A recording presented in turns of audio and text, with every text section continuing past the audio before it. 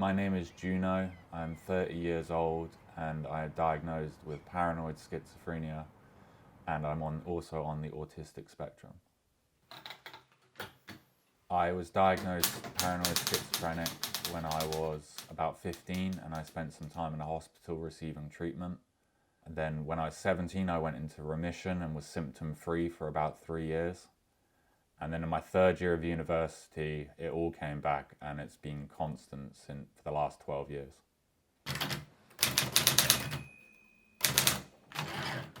I have hallucinations where I hear voices.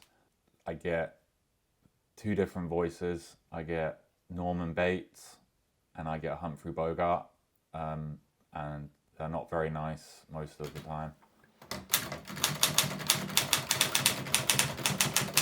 At the moment, I have John Nash sitting outside looking at me.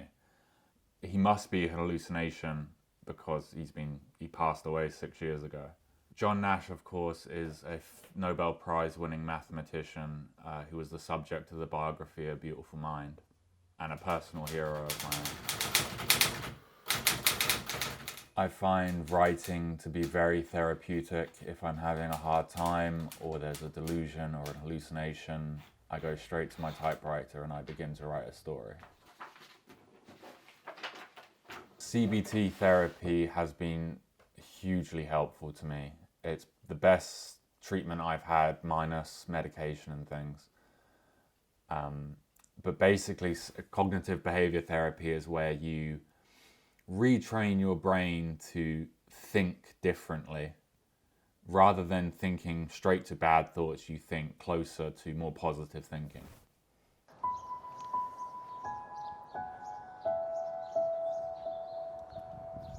A great thing I learned in cognitive behavior therapy was, if I'm having a difficult time, I'm struggling, the best medicine is to go out and get active, whether that's going for a walk, whether it's painting something.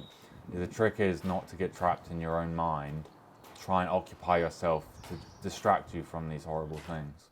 When I first started receiving help from doctors, I was a bit dubious about it. You hear horror stories about people locked away, but you come to realize that doctors are there to help. They understand things like schizophrenia.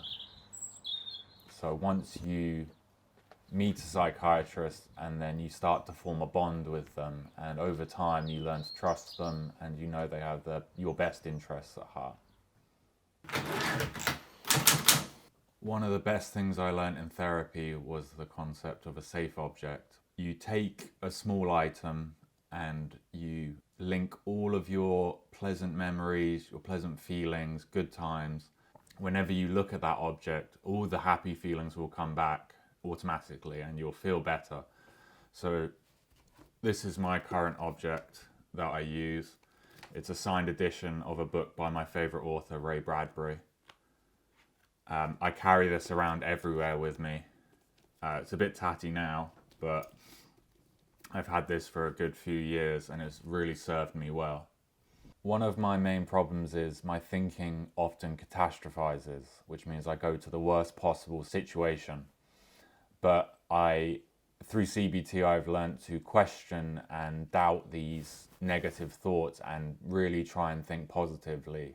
An example would be if I write a story and submit it to a publisher, that they're going to ignore it, they're going to hate it, and I'm not good. But proof is that I have a book with a publisher right now, and I know that I've done good. Portchester is the town I grew up in, and there's a grand old castle. I spent hours and hours on summer days playing down there. I long for a time before I had mental health problems. So I try at every moment to link myself back to the times before I got ill. I work part-time at a hardware store, and that gives me a sense of purpose, like I'm helping people. And my girlfriend Camille is amazing, helping me deal with these problems I have on a day-to-day basis.